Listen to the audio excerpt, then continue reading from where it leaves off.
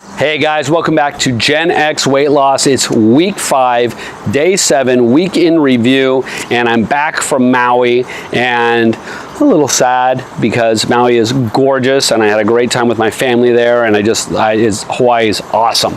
So I hope you got to see those videos. I tried to shoot as much as I could there. I think I got 5 days in of videos in Maui, so check those out if you haven't already. But if you want to know what the meat of the conversation was, here's the week in review, okay? First, we started off with how to lose weight on vacation, okay? So obviously I was on vacation, so that was appropriate. And I said there were 3 tactics you could go with: is forget your diet for the week and be okay with it, right? Know you're gonna gain some weight and then just jump back on as soon as you get back.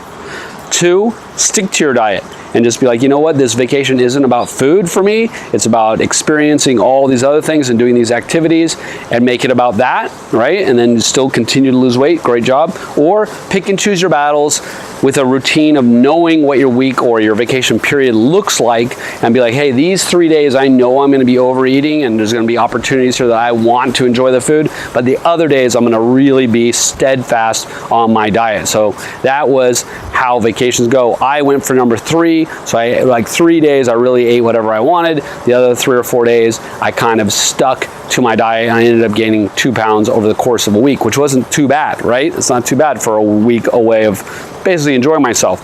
Then we talked about stress, and how if you're under chronic stress, this can really be detrimental to your ability to lose weight, because it affects your hormones, it affects cortisol, it affects testosterone, it affects a number of things along with your mood. So stress is no bueno, but a lot of us are stressed out. Our job stress us out, our family stresses are out, life stresses us out. So what do? You want to get in touch with being at peace, understanding where the stress is coming from and letting it go. You want to do meditation if you can. You want to do some mindfulness apps, which are really popular now.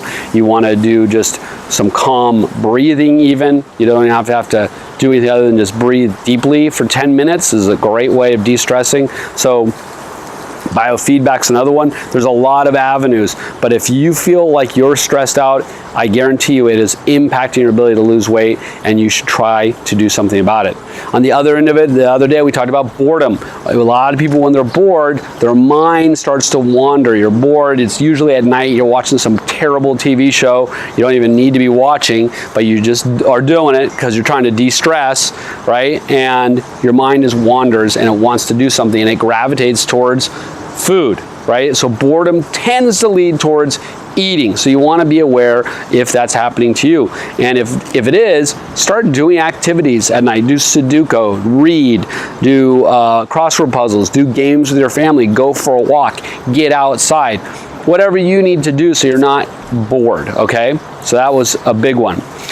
Then we talked about genetics, and we talked about how your genetics dictate you kind of limits, right? The top and bottom limits of your body. Like, how much weight could you really gain? Are you a person who could be 600 pounds? Are you a person who could be only 400 pounds? Like, everybody has their genetic limits, and that's the same with losing weight. You're never going to be maybe 110, but you could be 120, right? And vice versa. So everything is set by your genetics on that level. Genetics also dictate, to a degree, how quickly you're going to lose and gain weight, okay? So your metabolism and how your body works, and there's things you can do to tweak that, but genetics will dictate how quickly. But what genetics does not allow you to do is use it as an excuse as to why you're not losing weight, because that's not true.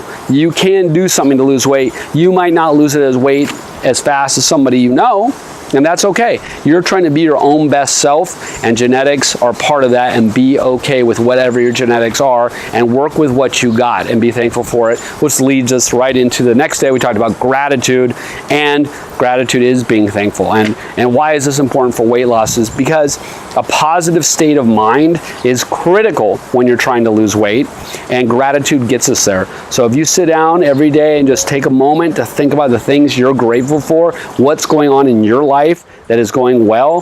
Do you live in a place you like? Do you have a car that you like? Do you have a pet that you adore? Do you have family you love? What is going on in your life that you are really appreciating? And being grateful for that every day will put you in a higher vibration and a higher level of energy. So be grateful and figure out a way to be grateful every day. I do a little gratitude list and just write out little things that I'm grateful for. Sometimes they're repetitive. Sometimes it's the same thing every day. I'm always grateful for my daughters and their health and the joy they bring me. I mean, there's things in your life that are constants, and I hope you have some that are constantly bringing you joy. That was gratitude. And then foundation. We talked about the foundation.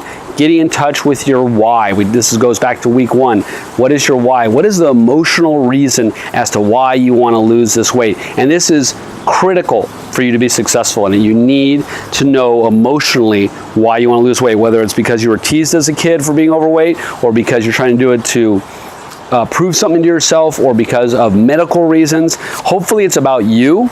That's the reason, the why you want. You want it to be more about yourself and be in touch with that, versus I'm doing it because my wife wants me to lose weight.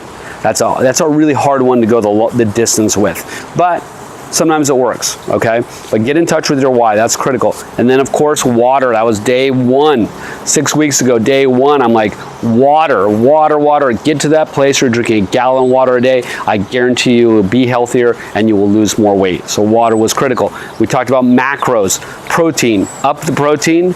Carbohydrates, know which ones to eat, right? The more complex carbohydrates is what we're going for. A lot of vegetables is what we're going for, not starches and pastas.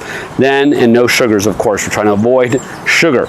And then fats, which ones are the ones you want to eat? We talked about monosaturated fats and polyunsaturated fats, and those are great. So you're heading towards avocados, you're heading towards salmon, you're heading towards olive oil, right? Awesome. You're avoiding the trans fats, the saturated fats, you're avoiding dairy. You know, that's where a lot of this stuff is. So be aware of your fats, but don't think all fats are bad, because they're not. You need those metabolically to keep your body in top shape. So don't shy away from all of them because you're trying to cut calories so severely, right? All right. That is Week in Review. Again, I highly recommend you check out these videos because they are filmed in Maui, which was gorgeous. And subscribe if you haven't already. Otherwise, I'll see you tomorrow. We're going to talk about sleep and weight loss for week 6, our last week together. Take care. I'll talk to you then.